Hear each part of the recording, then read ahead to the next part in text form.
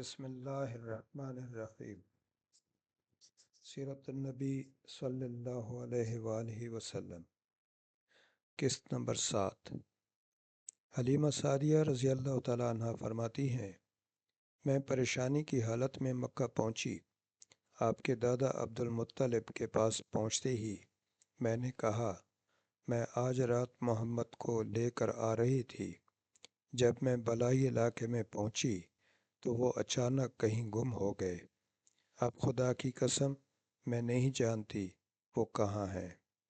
عبد المطلب یہ سن کر فوراً کعبہ کے پاس کھڑے ہو گئے۔ انہوں نے آپ کے مل جانے کے لیے دعا کی، پھر آپ کی تلاش میں روانہ ہوئے۔ ان کے ساتھ ورقہ بن نوفل بھی تھے۔ غرض دونوں تلاش کرتے کرتے تہامہ کی وادی میں پہنچے۔ ایک درخت کے نیچے انہیں ایک لڑکا کھڑا نظر آیا۔ اس درخت کی شاخیں بہت گھنی تھیں۔ عبد المطلب نے پوچھا، لڑکے تم کون ہو؟ حضور صلی اللہ علیہ وآلہ وسلم چونکہ اس وقت تک قد نکال چکے تھے، اس لیے عبد المطلب پہچان نہ سکے۔ آپ صلی اللہ علیہ وسلم کا قد تیزی سے بڑھ رہا تھا، جو جواب میں آپ صلی اللہ علیہ وسلم نے فرمایا، میں محمد بن عبداللہ بن عبد المطلب ہوں۔ یہ سن کر عبد المطلب بولے، تم پر میری جان قربان، میں ہی تمہارا دادا عبد المطلب ہوں۔ پھر انہوں نے آپ صلی اللہ علیہ وسلم کو اٹھا کر سینے سے لگایا اور رونے لگے۔ آپ صلی اللہ علیہ وسلم کو گھوڑے پر اپنے آگے بٹھایا اور مکہ کی طرف چلے۔ گھر آ کر انہوں نے بکریاں اور گائیں ذبح کیں اور مکے والوں کی دعوت کی۔ آپ صلی اللہ علیہ وسلم کے مل جانے کے بعد حضرت حلیمہ سعدیہ رضی اللہ تعالیٰ عنہا حضرت آمنہ کے پاس آئیں تو انہوں نے پوچھا، حلیمہ اب آپ بچے کو کیوں لے آئیں؟ آپ کی تو خواہش تھی کہ یہ ابھی آپ کے پاس اور رہیں۔ انہوں نے جواب دیا، یہ اب بڑے ہو گئے ہیں اور اللہ کی قسم میں اپنی ذمہ داری پوری کر چکی ہوں۔ میں خوف محسوس کرتی ہوں کہیں انہیں کوئی حادثہ پیش نہ آ جائے، لہٰذا انہیں آپ کے سپرد کرتی ہوں۔ حضرت آمنہ کو یہ جواب سن کر حیرت ہوئی، بولی، مجھے سچ سچ بتاؤ ماجرا کیا ہے؟ تب انہوں نے سارا حال کہہ سنایا۔ حلیمہ سعدیہ رضی اللہ تعالیٰ عنہا نے دراصل کئی عجیب و غریب واقعات دیکھے تھے۔ ان واقعات کی وجہ سے وہ بہت پریشان ہو گئی تھیں۔ پھر سینہ مبارک چاک کیے جانے والا واقعہ پیش آیا تو وہ آپ صلی اللہ علیہ وسلم کو فوری طور پر واپس کرنے پر مجبور ہوئیں۔ وہ چند واقعات حضرت حلیمہ رضی اللہ تعالیٰ عنہا اس طرح بیان کرتی ہیں۔ ایک مرتبہ یہودیوں کی ایک جماعت میرے پاس سے گزری۔ یہ لوگ آسمانی کتاب تورات کو ماننے کا دعویٰ کرتے تھے۔ میں نے ان سے کہا، کیا آپ لوگ میرے اس بیٹے کے بارے میں کچھ بتا سکتے ہیں؟ ساتھ ہی میں نے حضور اکرم صلی اللہ علیہ وسلم کی پیدائش کے بارے میں انہیں تفصیلات سنائیں۔ یہودی تفصیلات سن کر آپس میں کہنے لگے، اس بچے کو قتل کر دینا چاہیے۔ یہ کہہ کر انہوں نے پوچھا، کیا یہ بچہ یتیم ہے؟ میں نے ان کی بات سن لی تھی کہ وہ ان کے قتل کا ارادہ کر رہے ہیں، سو میں نے جلدی سے اپنے شوہر کی طرف اشارہ کرتے ہوئے کہا، نہیں، یہ ہے اس بچے کے باپ۔ تب انہوں نے کہا، اگر یہ بچہ یتیم ہوتا تو ہم ضرور اسے قتل کر دیتے۔ یہ بات انہوں نے اس لیے کہی کہ انہوں نے پرانی کتابوں میں پڑھ رکھا تھا کہ ایک آخری نبی آنے والے ہیں، ان کا دین سارے عالم میں پھیل جائے گا، ہر طرف ان کا بول بالا ہوگا، ان کی پیدائش اور بچپن کی یہ علامات ہوں گی اور یہ کہ وہ یتیم ہوں گے۔ اب چونکہ ان سے حلیمہ سعدیہ رضی اللہ تعالیٰ عنہا نے یہ کہہ دیا کہ یہ بچہ یتیم نہیں ہے، تو انہوں نے خیال کر لیا کہ یہ وہ بچہ نہیں ہے۔ اس طرح انہوں نے بچے کو قتل کرنے کا ارادہ ترک کر دیا۔ اسی طرح ان کے ساتھ یہ واقعہ پیش آیا۔ ایک مرتبہ وہ آپ صلی اللہ علیہ وسلم کو عکاظ کے میلے میں لے آئیں۔ جاہلیت کے دور میں یہاں بہت مشہور میلہ لگتا تھا۔ یہ میلہ طائف اور نخلا کے درمیان میں لگتا تھا۔ عرب کے لوگ حج کرنے آتے تو شوال کا مہینہ اس میلے میں گزارتے، کھیلتے کودتے اور اپنی بڑائیاں بیان کرتے۔ حلیمہ سعدیہ رضی اللہ تعالی عنہا آپ صلی اللہ علیہ وسلم کو لیے بازار میں گھوم رہی تھیں کہ ایک کاہن کی نظر آپ صلی اللہ علیہ وسلم پر پڑی۔ اسے آپ صلی اللہ علیہ وسلم میں نبوت کی تمام علامات نظر آ گئیں۔ اس نے پکار کر کہا، لوگو، اس بچے کو مار ڈالو۔ حلیمہ رضی اللہ تعالی عنہا اس کاہن کی بات سن کر گھبرا گئیں اور جلدی سے وہاں سے سرک گئیں۔ اس طرح اللہ تعالیٰ نے حضور صلی اللہ علیہ وسلم کی حفاظت فرمائی۔ میلے میں موجود لوگوں نے کاہن کی آواز سن کر ادھر ادھر دیکھا کہ کس بچے کو قتل کرنے کے لیے کہا گیا ہے، مگر انہیں وہاں کوئی بچہ نظر نہیں آیا۔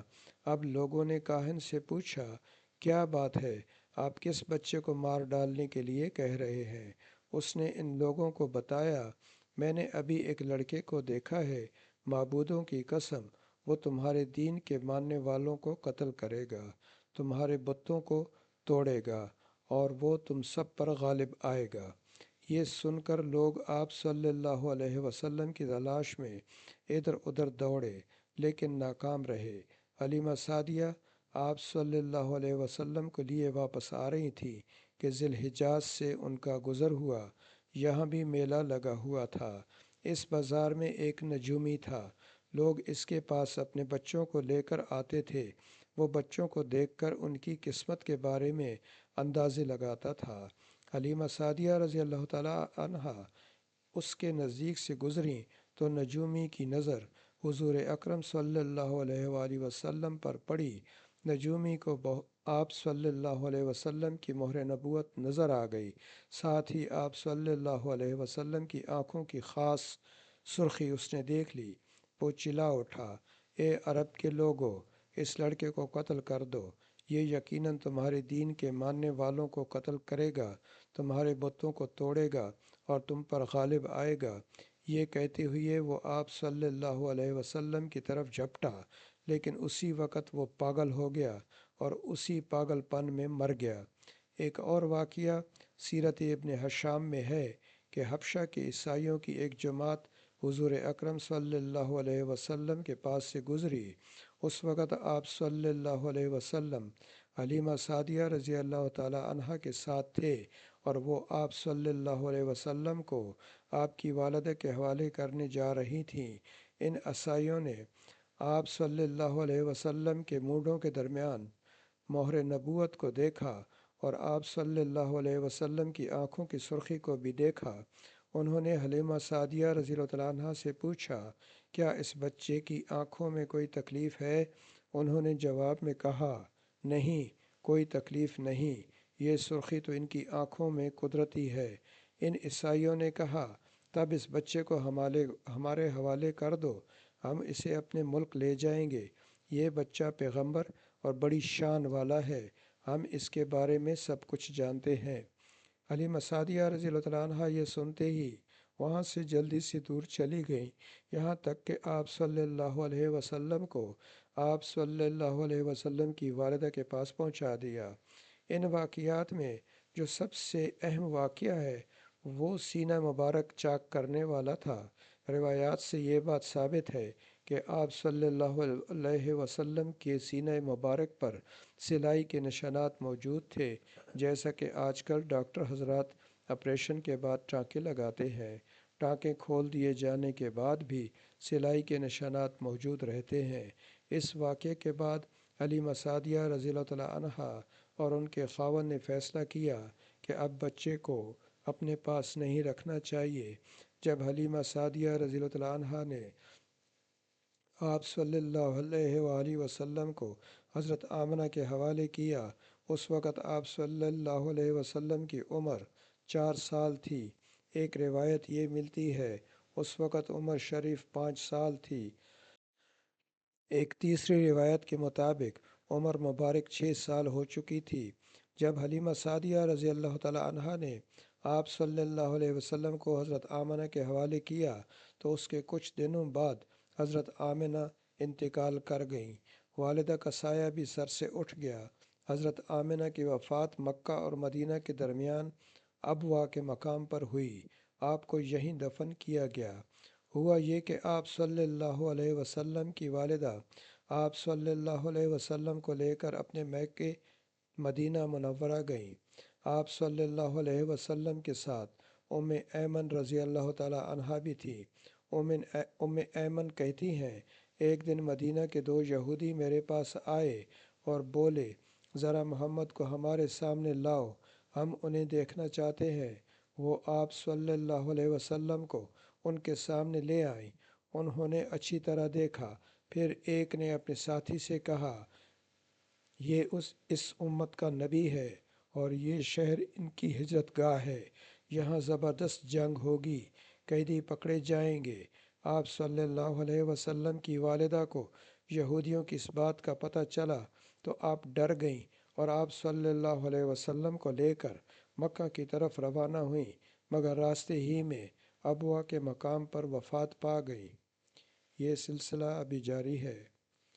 کتاب سیرت النبی صلی اللہ علیہ وآلہ وسلم قدم با قدم، مصنف عبداللہ فرانی۔ یہ اشتیاق احمد رحمۃ اللہ علیہ کا قلمی نام تھا۔ برائے مہربانی چینل کو سبسکرائب کر دیں۔ شکریہ۔